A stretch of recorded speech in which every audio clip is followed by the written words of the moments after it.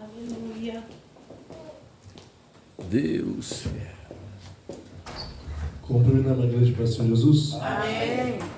Quero dizer que eu estou muito honrado, muito alegre de estar aqui nesta noite.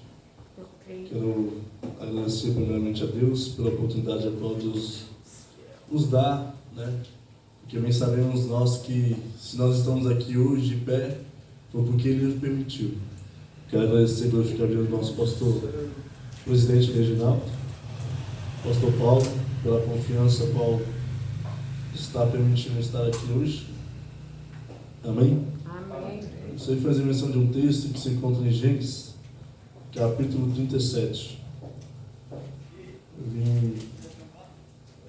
Quero justificar a falta de dois amigos meus que estão vindo, mas infelizmente não puderam vir por causa do trânsito.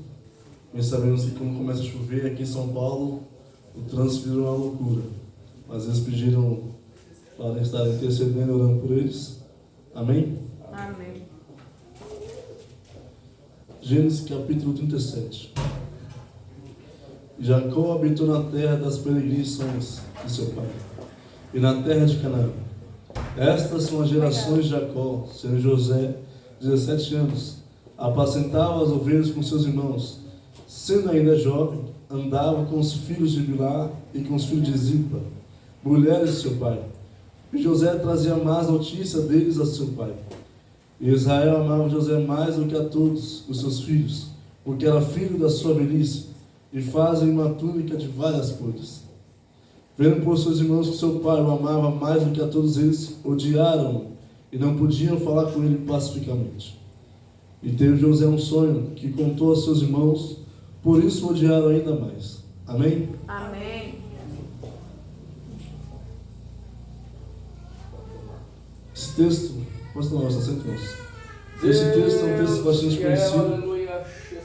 Eu confesso aos irmãos que até então não tinha uma mensagem a qual Deus ficou colocado no meu coração, mas hoje ao acordar, eu lembrei nessa mensagem e eu coloquei como título A Dor de José, ou melhor, A Dor de um Chamado.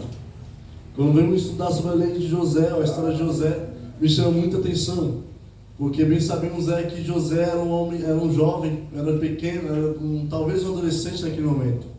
E quando venho conhecer a história dele, eu venho ver a narrativa, qual a história mencionada, eu venho me entristecer primeiramente. Por quê? Porque eu venho olhar para a vida de José. José era um menino novo, era jovem, mas já tinha nele algo preditado nele. Já tinha uma menção, já tinha um cargo para ele preparado.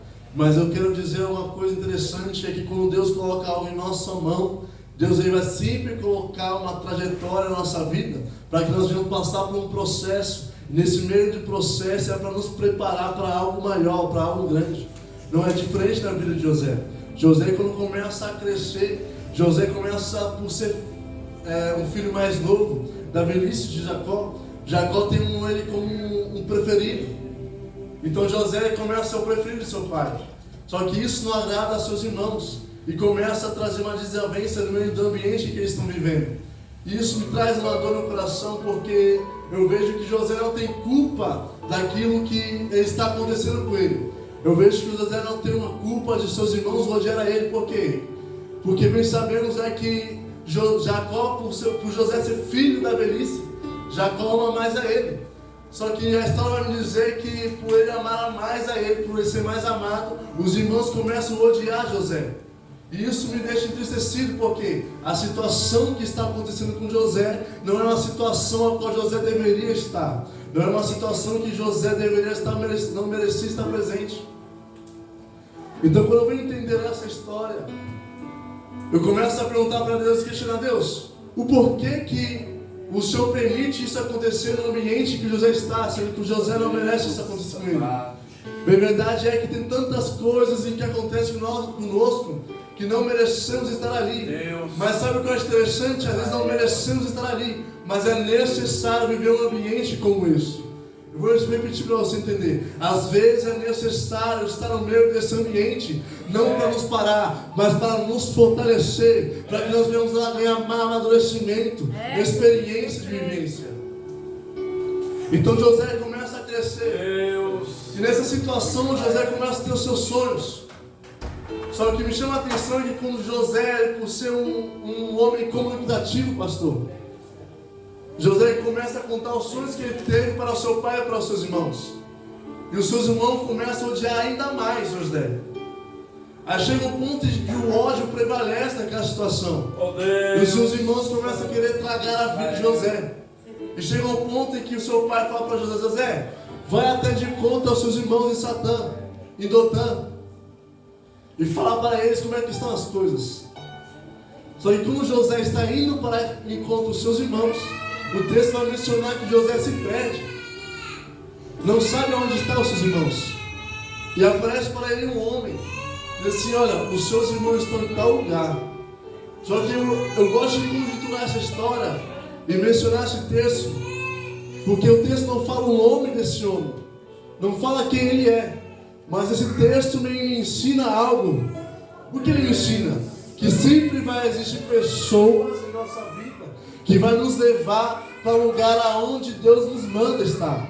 Eu vou repetir para você entender. Sempre haverá alguém no meio da nossa história, no meio da nossa trajetória, que vai estar presente no ambiente para que Ele venha nos colocar, nos dar a direção de seguir aquilo que Deus nos preparou. Então, quando José começa a ir de conta aos seus irmãos, eles olham para José e falam assim: ah lá está vendo o sonhador mu. Só que quando eu vejo estudar a palavra no mu, significa o grande, uma palavra que exalta uma palavra anterior. Então quando ele fala assim, é sonhador mu, significa lá vem um grande sonhador. Eu quero dizer para você nessa noite, muita gente está olhando para mim, para você, está dizendo assim: lá vem um grande sonhador. Lembra o que você quer dizer com isso? Eu quero dizer assim: não desista dos seus sonhos.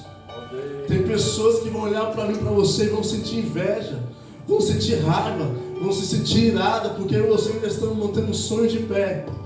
Porque talvez no momento que elas estão vivendo é um momento frustrante para ela ou para ele. Mas o momento que você está vivendo é um momento que você está dizendo assim: ah, Senhor, será que vai dar certo? Ah, Senhor, o que eu devo fazer? Mas eu quero dizer algo para você nessa noite: continue firme, porque a promessa que Deus falou para mim e para você ainda está de pé. Aquilo que Ele prometeu para mim e para você sempre irá cumprir, porque Deus não é homem para que minta, nem homem para que se arrependa. Eu creio, Jesus, aleluia. Então José começa a ir de conta aos seus irmãos, e os irmãos dele, a própria família dele, falam assim: não, vamos matar a ele, vamos destruir a vida dele. E a nossa vida, bem às vezes, é assim. Tem pessoas que nós amamos de perto, tem pessoas que nós estamos de perto, amamos como se fosse amigos que fosse maior que irmão. E muitas das vezes as pessoas se levantam contra nós. É bem assim, Jesus. Mas o que eu acho interessante na vida de José, que independente da situação que ele está passando, ou independente do que aconteceu com ele ainda continuou firme em Jesus, ou melhor, firme em Deus. Sabe por quê? Porque a esperança de José nunca foi o homem. A esperança de José nunca foi os bens materiais. A esperança de José nunca foi aquele sonho que ele estava com ele, mas sempre foi Deus. Eu costumo dizer que a esperança do homem é a última que morre, mas a esperança de um cristão é Deus. Sabe por que é Deus? Porque a esperança de um cristão nunca vai morrer, porque Deus é eterno. Então, irmãos, eu quero dizer para você essa noite: continue sonhando, sonhe alto, porque a sua esperança é Deus. E Deus, Ele faz coisas impossíveis por mim e por você, para que eu e você venha acreditar no chamado que Ele tem para nós. Deus fiel. Aí eu fico imaginando a situação de José, que é vendido como escravo pelos seus próprios irmãos. Aí começa a trajetória de José, porque quando José é vendido como escravo, chega um ponto em que ele vai morar na casa de Potifar como escravo. E naquela situação eu vou entender que a história de José começa a prevalecer. Por que, Guilherme? Porque naquela situação que José está, ele começa a cuidar das coisas de Potifar. Ele começa a administrar as coisas que Potifar tinha. Começa a cuidar dos bens materiais de Potifar. Começa a cuidar das pessoas que Potifar recebe em sua casa. Ele começa a ver um administrador da casa de Potifar. Aí eu começo a entender o chamado que Deus tinha preparado para José. Porque começa a vir no ministério dele. Só que chega uma situação em que Potifar, Ele escuta a situação de uma mulher dele, que quis se deitar com José. Mas José fugiu naquele momento. Só que ele preferiu acreditar na mulher do que acreditar em José. José então ele é preso e é levado à prisão. E no meio da prisão ele conhece um padeiro e um copeiro. O padeiro e o copeiro contam os seus sonhos para um, conta o sonho para outro. E pede a tradução desse sonho. A tradução desse sonho seria qual? Que o padeiro iria sobreviver depois de 3 dias. Mas o copeiro iria morrer. Aí eu fico meditando a situação. Eu falo, Senhor, José, ele não escolheu ser amado mais que os seus irmãos. José não escolheu ser o preferido. José não queria ser odiado pelos seus irmãos. Mas tudo isso acontece com José. José não queria ser visto como escravo. Mas tudo isso acontece com José. Tem muitas das vezes na nossa vida que nós olhamos para Deus, eu não queria estar nessa situação. Eu não escolhi estar nessa situação. Eu não pedi para estar nessa situação. Mas o chamado é bem maior. Por quê? Porque eu vejo o chamado de José acontecendo desde aquele que tinha 17 anos, na casa do seu pai.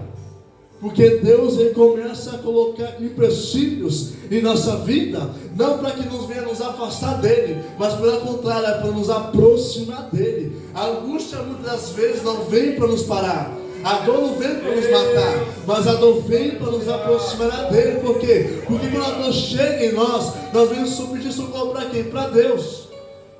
E muitas vezes Deus começa a falar assim, não filha, eu estou colocando esse obstáculo aqui para que você venha entrar no caminho que eu tenho preparado para você.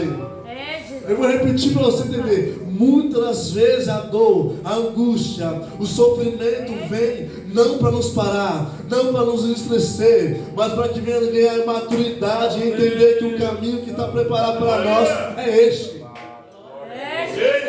Aí muitas vezes nós estamos reclamando com o Senhor Deus, falando assim, Senhor, eu não queria estar aqui, eu não queria isso para mim. E Deus está dizendo assim, filha, tenha paciência, porque eu tenho algo bem maior preparado no final do caminho. Jesus, aleluia, Deus. Aí eu vejo a história de José. Aí chega um ponto em que José fala para o padeiro, fala assim, olha, lembra de mim, quando você sair da prisão.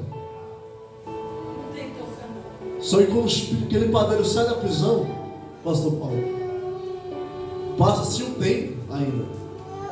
E nesse meio tempo, José está cuidando das coisas da prisão.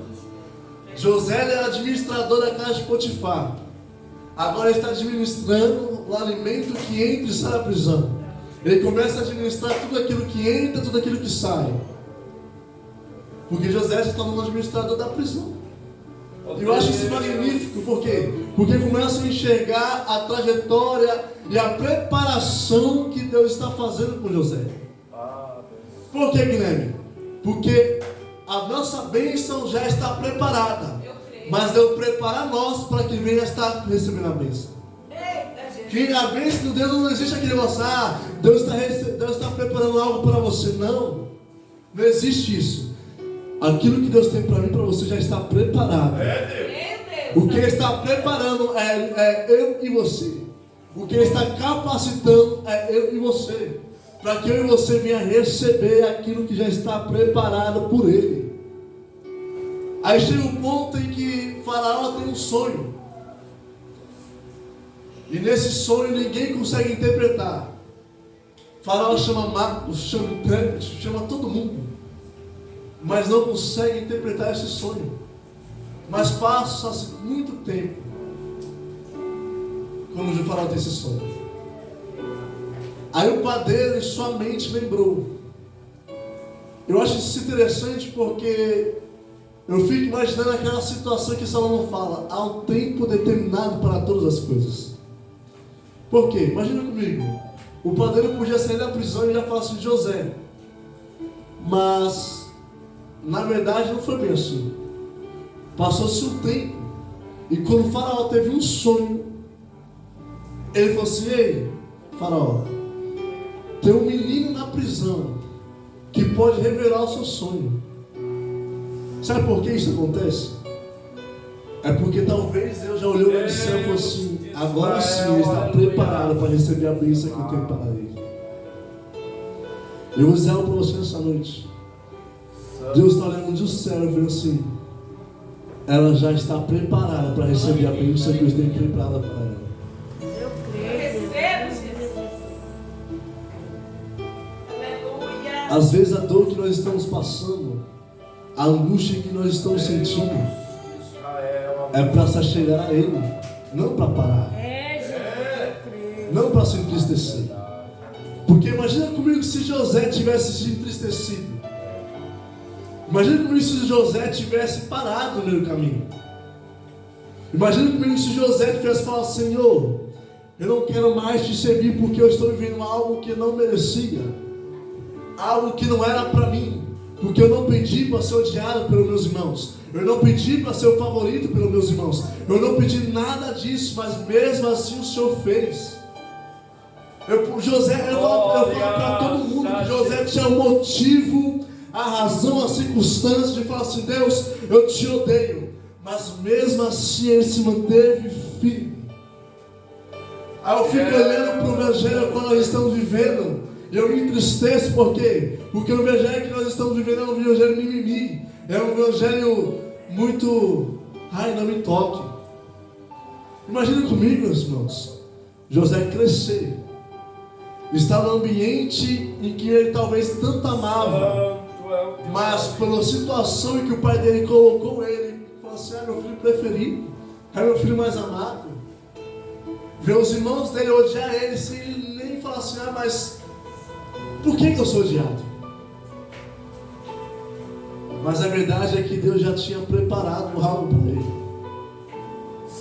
Eu fico imaginando a vida de José naquela situação em que ele estava dentro do poço, dentro daquela cisterna, talvez ali no escuro ou no claro, e pensando, eu fico imaginando comigo, pensando assim: mas Senhor, por que eu estou aqui?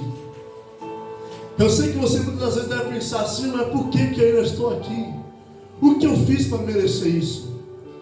O porquê que está acontecendo isso comigo? Mas sabe o que eu quero dizer para você nessa noite?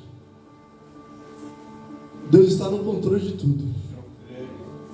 A situação não é Deus que nos coloca, porque é Ele que está no controle. A situação difícil que nós estamos passando é porque é Ele que está no negócio. Eu fico imaginando a situação que se fosse tudo fácil, qual valor você iria dar se tudo viesse ficar a mão beijada? Que valor você iria dar para o teu chamado se você tivesse um chamado de viver coisas boas? O valor que você iria dar para as coisas de Deus se tudo viesse fácil? Que valor você ia dar? Eu fico imaginando que José naquela cisterna talvez fosse: Senhor, eu ainda tenho esperança que o Senhor vai fazer algo acontecer. Eu fico imaginando tantas coisas de José naquele momento, porque José não merecia. Talvez você não mereça você estar no ambiente que você está vivendo.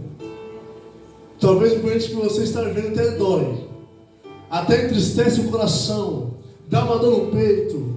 Às vezes você acorda na madrugada e fala: Senhor, eu não consigo dormir porque a ansiedade vem. E você fala assim: Senhor, o porquê que eu estou vivendo isso?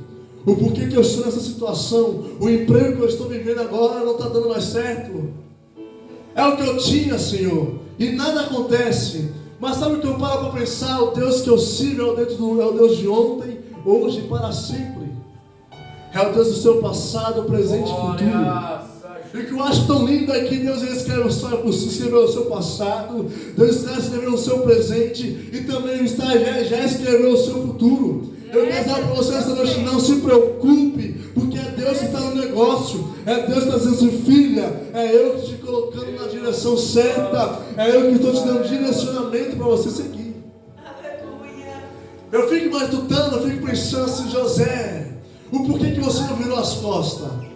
É porque José tinha maturidade de entender que tinha algo preparado para ele. Aí chega um ponto em que Faraó chama José. Fiel é o E com José fala assim, interpreta o sonho de José, de Faraó. Aí eu fico imaginando, irmãos, o auge que José está. Porque veja bem comigo, pastor. Em um momento ele está na casa de seu pai, contando os seus sonhos. Só que quando eu acho magnífico é que José não tem os seus sonhos interpretados por ele mesmo. Mas pastor Paulo, você vai ler o texto, e quando José conta os sonhos, quem interpreta os sonhos são seus irmãos. Eu fico imaginando isso, porque José só contou o sonho para o seu pai e para os seus irmãos, falando assim: olha, eu sonhei que existiam uns novilhos. E quem interpreta os sonhos são os próprios irmãos que não sonharam. Aí eu fico imaginando essa situação comigo, eu fico, Senhor, olha que negócio forte. José não pediu para ter interpretado o sonho dele, mas os irmãos deles mesmo interpretou a situação. Diz assim: então você quer dizer que eu e seu pai, nós que estamos aqui na casa, iremos se curvar a ti? Era Deus já no negócio assim: essa é a chamada, esse é o chamado. Eu fico imaginando a minha situação em que muitas pessoas vão olhar para você e vão te interpretar aquilo que Deus tem preparado para você. E elas são obrigadas a dizer: então quer dizer que é isso que você tinha com Deus? Então é isso que Deus tinha preparado para você. Ó Deus.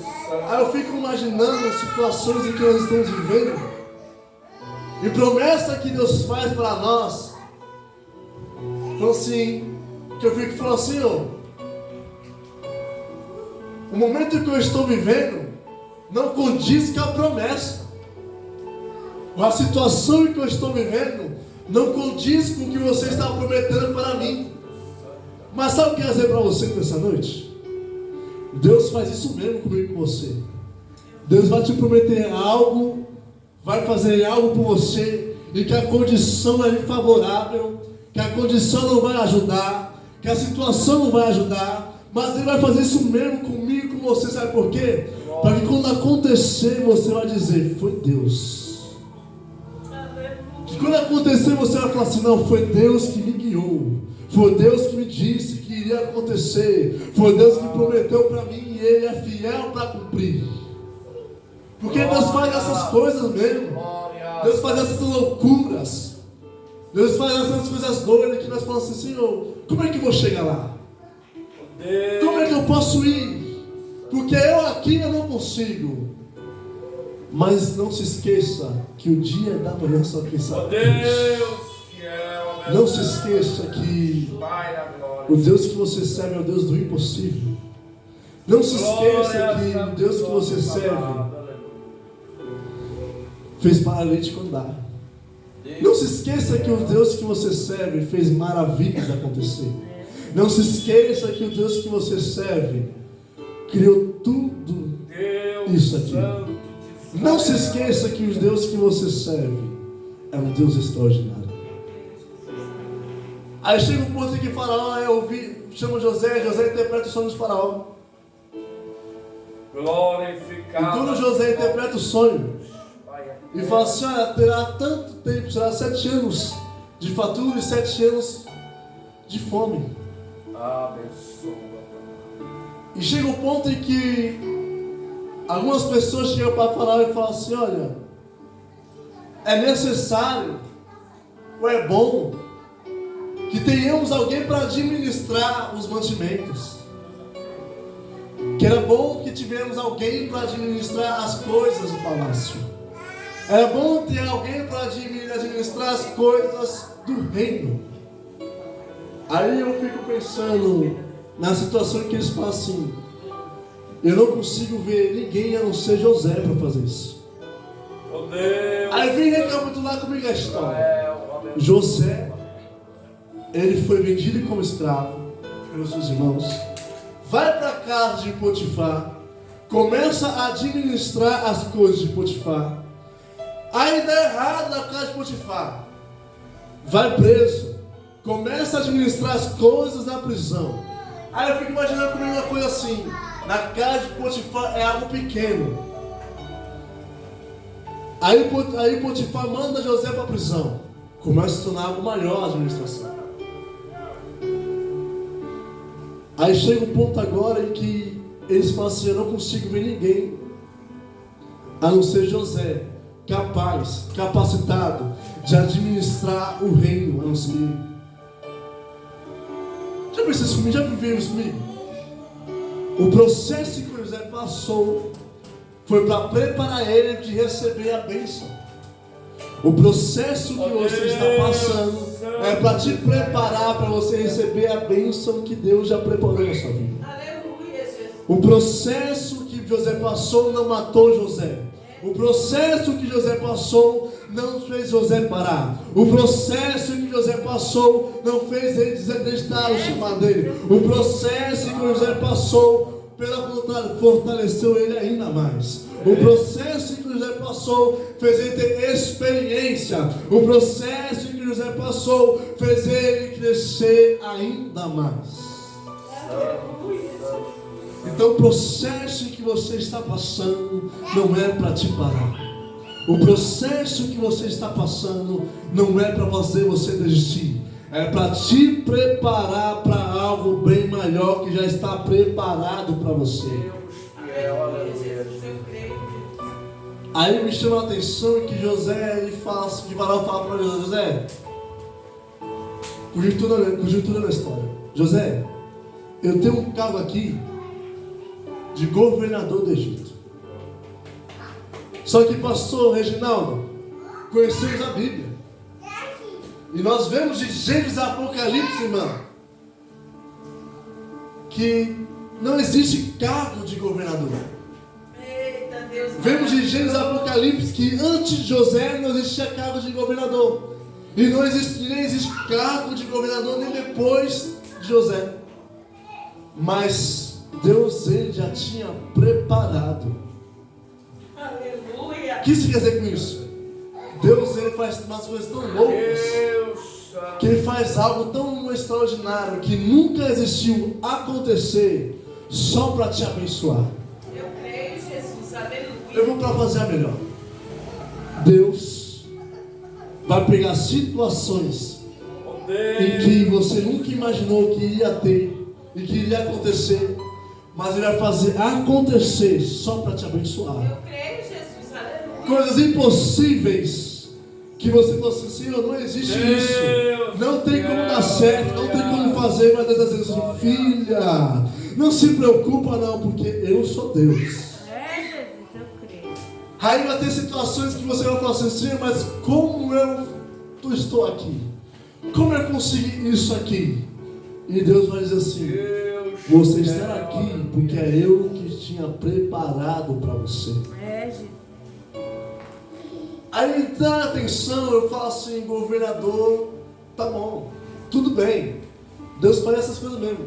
Mas o que me dá mais atenção ainda é que Faraó pega o anel de selar e entrega para José. E pastor, bem sabemos que o anel de selar é um anel preparado. É um anel que somente Faraó tinha. E para eu preparar o anel de selar, eu precisei de saber. Eu fiquei sabendo que o joalheiro, o que ele for fazer o anel, ele vai no dedo do Faraó, pega as medidas certinhas do dedo de Faraó. Por quê? Porque só deve caber no dedo do Faraó. Somente Faraó pode usar esse anel.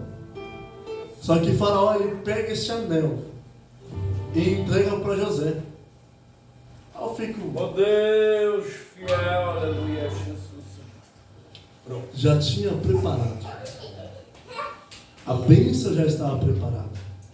Glória. A trajetória que ele estava vivendo já estava só preparando ele. Ela diz assim: calma, filho. A bênção já está pronta. Oh Deus, Mas você tinha que passar um processo. Pai da glória. A bênção de sua bênção, a nossa bênção, já está pronta. Teu nome, Jesus. Mas eu e você tem que passar pelo processo. E lembre que eu disse, o processo não é para nos parar. O processo não é para nos fazer desistir. O processo é para que eu e você venhamos nos preparar. Nos preparar. Porque aquilo que Deus tem para nós já está preparado. E eu fico imaginando as coisas doidas de Deus, porque eu fico, Senhor, é louco demais. Porque você pega um jovem que é odiado pelos seus irmãos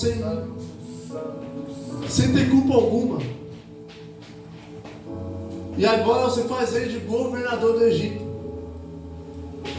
Ele recebe o anel de selar, recebe as melhores vestes do rei, dá um cargo alto agora para ele.